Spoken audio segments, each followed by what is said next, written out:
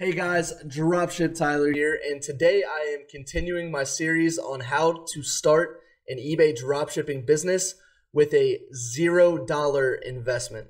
Before I get started, I want to say if you're not subscribed to this channel, go ahead and subscribe. It helps me out a lot, and if you don't mind clicking like on that like button, I would appreciate that too. I did not do a full update last week on my store, and that's because I was moving into my new house, getting everything set up, and it was just a really hectic time. But as always, I'm going to show you guys a screenshot of my phone, and here that is. As you can see, I've now sold over 100 items. I'm over $3,300 in sales in the past 60 days, and that's on 13 active items. I've never had more than 15 active items at any given point. It's just amazing what the right product selection will do for you, because I've heard a lot of you guys complaining in the comment section or just asking why your sales are not great and you've got way more listings than me. It's probably the quality of the listings, the price of the listings. Look and make sure that you're doing the correct things by pricing competitively and making sure your titles are actually able to be found more frequently than someone else's who aren't optimized.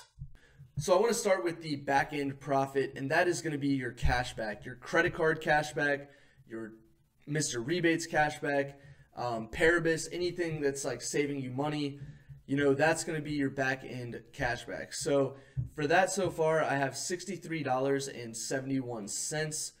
And then my front end profit, which is just the price the person paid for the product from me, minus the eBay and PayPal fees, and then minus the cost on Walmart for myself.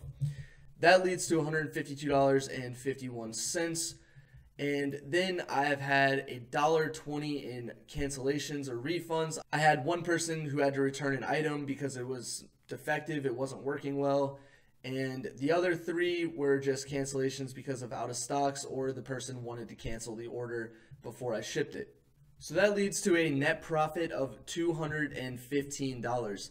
I know I said in my last video that I was going to work on hiring a VA or using SKU to reprice the items, and I haven't done either of those things. I've put my items into SKU, but I haven't actually started repricing them yet or using the SKU software.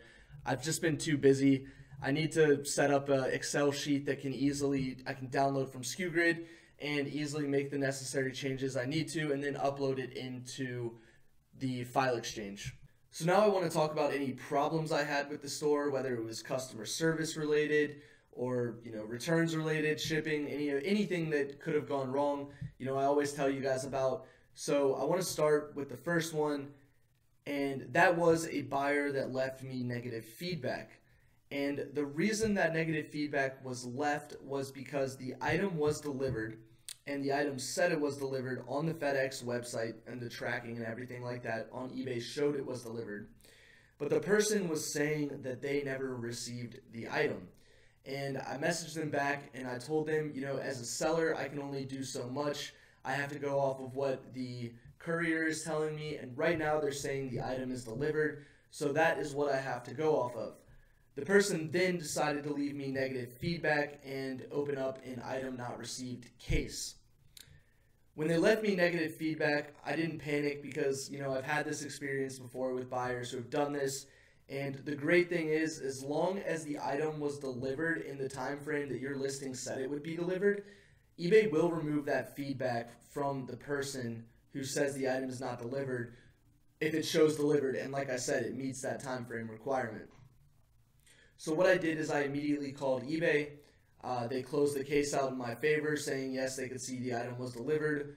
They did not provide a refund to the buyer, and as well, they removed the negative feedback around 24 hours later. So they told me, when I asked them, they told me it usually takes 24 to 48 hours to remove that feedback, and it happened just in that 24-hour period. So that was good. Don't have to sweat negative feedback. I'm only working with around 20 total positive feedbacks right now. So, one negative, I'd be below 95% or right around 95%. Yeah, that would not be good. So I'm glad I was able to get that negative feedback removed. And if you guys have the same scenario come up, don't panic. The next thing I'm dealing with right now, it's a pretty annoying situation, and I hate when people do this. what the person actually did was are a dropshipper, that the buyer's a dropshipper. They sold 2 of this particular item on their store, and Walmart is out of stock. So they decided that they would search eBay and try to find someone else they could order it from. So they decided to order from my store. Now the problem is I dropship too, and this person, based on my listings, everything, what I'm selling, they should know that I am a dropshipper. So they made a rookie mistake. They ordered from myself, and now their customer's not going to be happy because there's going to be a delay in the cancellation. Instead of them just handling the cancellation themselves, now they have another third party involved. I'm going to have to cancel the orders, and then they're going to have to relay the message back to their buyers that the order's canceled. So if you're a new seller and you're making this mistake by thinking that you can find a product on eBay that is being dropshipped by another Walmart dropshipper, and they'll take care of your out of stock and be able to send the item to the person, and no, that's not how it works. Don't bring another dropshipper into the mix because it only causes issues.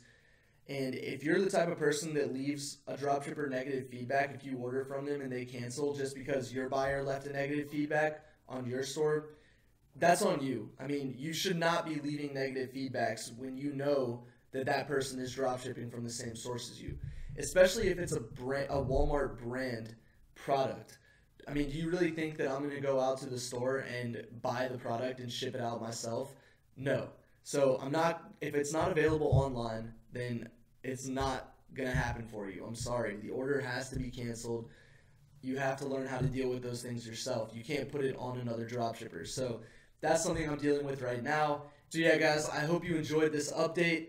Again, I hope you'll subscribe to my channel and check out the other videos in this series. I'll leave a link in the description below for the playlist so that you guys can see every single one in order if you would want to.